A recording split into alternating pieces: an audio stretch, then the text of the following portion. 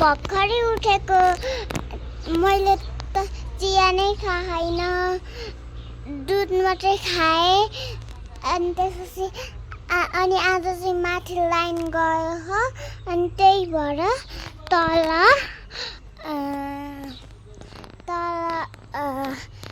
पकाउन लागेको सिमी टिपेर खाने दिन आमाले तेल हाल्दै हुनुहुन्छ अनि यसमा तरकारी र आलु पकाउने हो लाइन गयो भनेर तल खाना पकाउन लागेको आगोमा पकाउनु मजा आउँछ भयो के भन्दा यहाँ अब हामीलाई सिमी थोरै अलिक कम पर्यो अब गर्ने के त भन्दा यहीँबाट यसरी टिपेर पकाउने सजिलो छ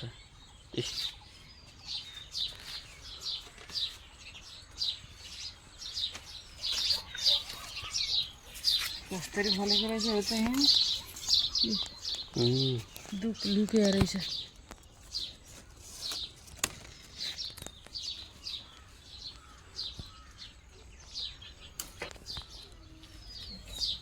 यति मिसाएर त पुग्छ होला यसलाई अधुरोमा काट्यो नि तिमीलाई राम्रै लागेन होला त यति राम्रो लगाएर राम्रो लाग्छ कस्तो राम्रो हो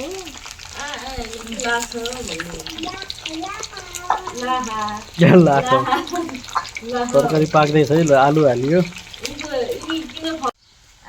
खाना पनि यहीँ पकाउने हो र कसैले यहाँ फलानी लाएर पकाउने त हुन्छ म त दाल पनि बसालेको छैन के दाल पनि अर्को कुकर ल्याएर यहीँ बसालौँ कि त्यही कालो कुकर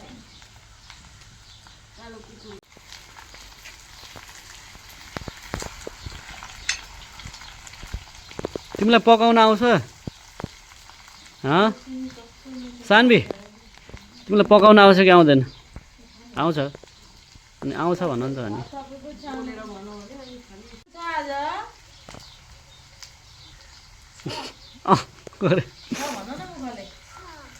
तिमीले मिठो पकाउँछौ त फेरि नमिठो पकायो भने के गर्ने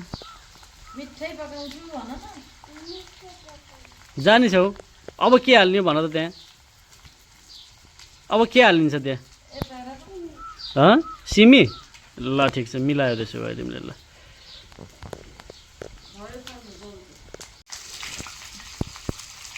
नजिक गरिहाल्यो नि केही पोल्दैन के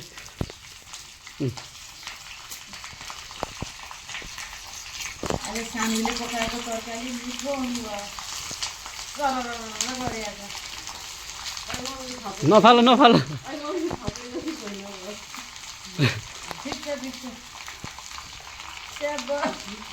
नफाल नफाल खस्यो खसाल्नु हुँदैन